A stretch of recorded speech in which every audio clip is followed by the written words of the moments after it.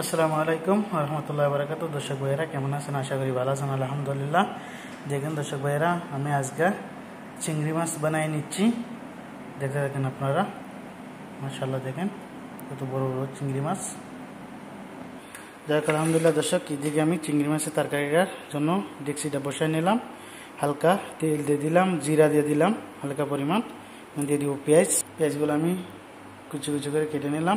প্রথমে আমি দিয়ে দিচ্ছি রসুনগুলা, দিয়ে দিচ্ছি আমি দিয়ে দিচ্ছি পেঁয়াজ কুচিগুলো। আমার পেঁয়াজ কুচিগুলো আমি দিয়ে দিলাম দর্শক।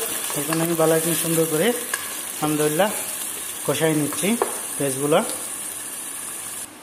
যাই হোক আলহামদুলিল্লাহ, এখানে আমি সবজি হিসাবে ব্যবহার করব কচুরছড়া। দেখেন দর্শক, আমি চিংড়ি মাছের লগে কচুরছড়াগুলো দিয়ে দিব। আমি এখন চুলিয়ে নিচ্ছি সুন্দর করে। যাক আলহামদুলিল্লাহ দর্শক ভাইয়া দেখেন, পেঁয়াজটা বালাইটি কষাই নিলাম। এখন আমি হালকা হালকা করে মশলাগুলো দিয়ে দিচ্ছি, দেখতে থাকেন দর্শক ভাইয়েরা। যাক আলহামদুলিল্লাহ দর্শক ভাইয়েরা দেখেন, আমি হালকা হালকা করে মশলাগুলো দিয়ে দিলাম।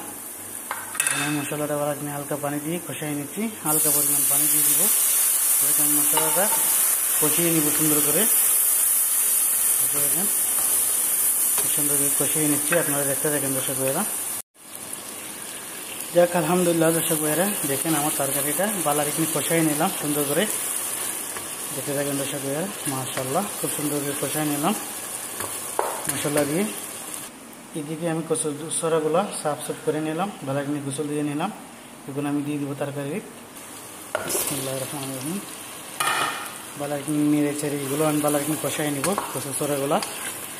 এরপরে আমি চিংড়ি মাছগুলো সাফাই করে একটু ফ্রাই করে চিংড়ি মাছগুলো তেলে ভেজে আমি দিয়ে দিচ্ছি। দেখতে থাকেন আপনারা। এখানে কটা আস্তা কাঁচামরিচ দিয়ে দিচ্ছি আমি তরকারি। দেখেন দর্শক, আস্তা কটা কাঁচামরিচ দিয়ে দিলাম। যাক আলহামদুলিল্লাহ দর্শক ভাইয়েরা, সুন্দর করে আমি কচুরছড়াগুলো কষিয়ে নিলাম। এখানে আমি দিয়ে দিচ্ছি পানি।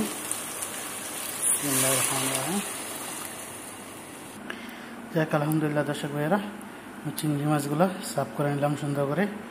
আমি হালকা তেলে ভেজে নেব। হালকা পরিমাণ লবণ দিয়ে দিলাম, হলদি দিয়ে দিলাম, বালাইটি মিক্স করে নিচ্ছি।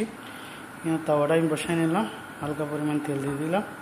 এখন আমি ভেজে নেব, তেলটা হিট করে নিচ্ছি। আলহামদুলিল্লাহ দর্শক, তেলের মধ্যে আমি হালকা পরিমাণ তেলের মধ্যে দিয়ে ভেজে নিচ্ছি সুন্দর করে চিংড়ি মাছগুলো। দেখেন দর্শক, মাশাআল্লাহ দেখতে থাকেন। আলহামদুলিল্লাহ দেখেন আমার কলিজার ভাইয়ারা, দেখেন আলহামদুলিল্লাহ কত সুন্দর করে চিংড়ি মাছগুলো আমি ভেজে নিলাম। যাই হোক আলহামদুলিল্লাহ, আপনারা ভিডিওটা দেখবেন, অবশ্যই লাইক কমেন্ট করবেন, ফলো দিবেন ভুলবেন না দর্শক ভাইয়ারা, শেয়ার করে দেবেন। দেখেন দর্শক মাশাআল্লাহ, এখন আমি হালকা লাল করে তরকারির মধ্যে দিয়ে দিচ্ছি। যাই হোক আমার ভাইয়ারা দেখেন, আমি উঠিয়ে নিচ্ছি। চিংড়ি মাছগুলো হয়ে গেছে আলহামদুলিল্লাহ। আমি প্লেটের মধ্যে উঠিয়ে নিচ্ছি, আপনারা দেখতে থাকেন। এখন আমি দিয়ে দেবো তরকারির মধ্যে। যাই হোক আলহামদুলিল্লাহ দর্শক ভাইয়েরা, চিংড়ি মাছগুলো উঠাই নিলাম। এখন আমি দিয়েছি তরকারির মধ্যে। বিসমিল্লাহির রহমানির রহিম। দেখেন দর্শক, কত সুন্দর করে তরকারিটা বানিয়ে নিলাম। আলহামদুলিল্লাহ আপনাদেরও ভালো লাগবে আশা করি।